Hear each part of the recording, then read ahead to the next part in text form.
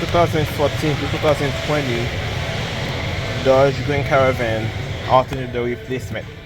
The alternator is located under the cooling hose right there on top of the AC compressor on the side of the engine. Before we do that, let's plug the battery. Let's remove the positive cable. Let's rest the well, let's get the power steering reservoir out of the way. Is a 30mm right there. I got it out of the way. Now let's remove these holes here. Maybe not. Let's get the air box out of the way. That's a 7mm. Out of the way, just like that. Let's remove these holes here. Looks like it's a PCV hose. Move it, just like that. Taking the air box out. To take it out, you pull it up that way and you wiggle it out until it come out. There is no bolt involved, just push pins. Also remember to remove these wiring loom from the airbox assembly using the tackler like this. So I got the power steering and the airbox out of the way.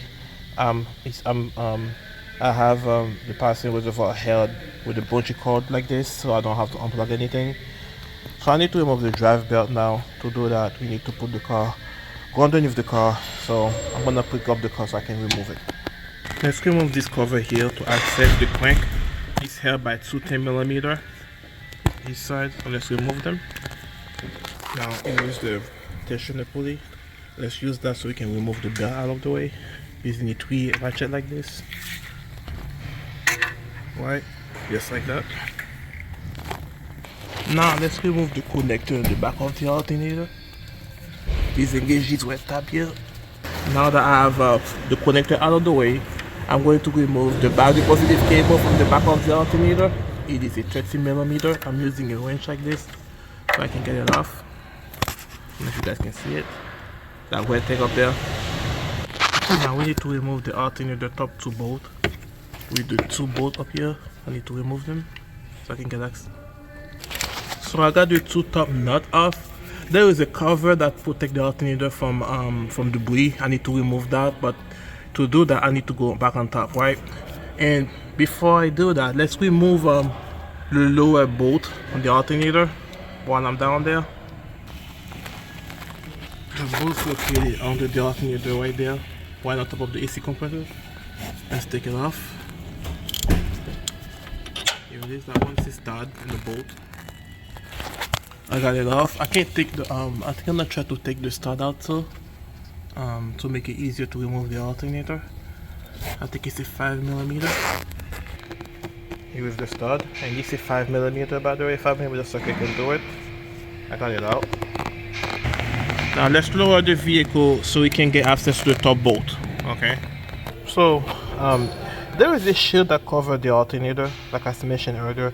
To remove it, you need to get the two valve cover bolt loose. Get them loose, not them all the way.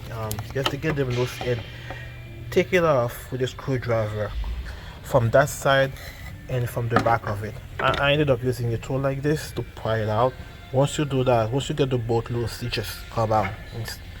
You'll fall off legally. Yeah. They gave me a new one by the way. So I got the top two bolt out. You're gonna have to use the winch on it. Watching the winch will be your best bet, because you're not gonna have enough space to put the long 13 in the ratchet there because of the radiator fan out here. So it is loose right now. I'm about to take it out. So to remove the alternator, you can go two ways about it. Either you remove the coolant hose right here, or you discharge the AC system. So since I have access to the AC machine, I'm just gonna remove the AC lines out of the way so I can get it off. But if you guys want to, you can just remove that hose. The reason why I don't want to remove it is I don't have the coolant for that car here, and the other thing too is that I'll have to bleed it. I'm not too sure about the bleeding procedure on that car, so I'm gonna go the easier route.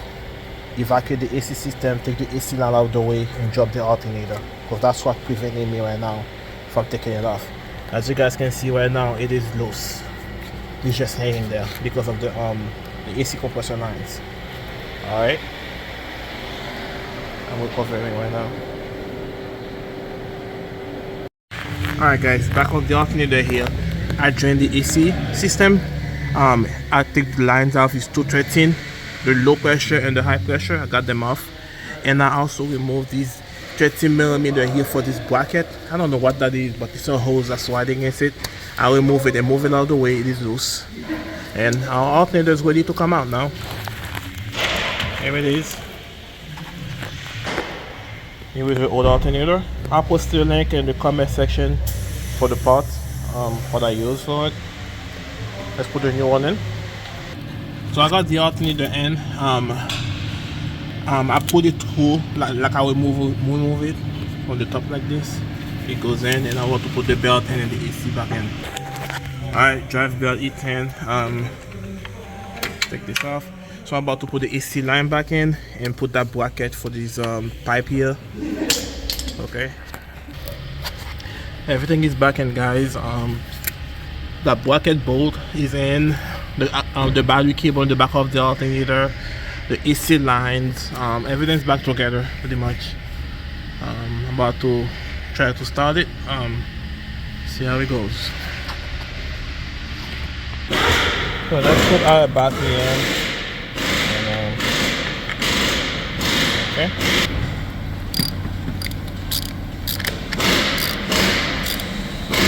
Good. So I got the airbox in, and let's put the power steering reservoir in now. See this, just like this. I put my 30mm in, and let's tighten the airbox now. Good. I'm about to put that bolt now. Good. Everything back in. Alternator's charging. The light went off in the dash. Let's go back. Thanks for watching, guys. See you on the next one. I'll post the link in the comment section for parts and tools used. Alright. Thanks for watching.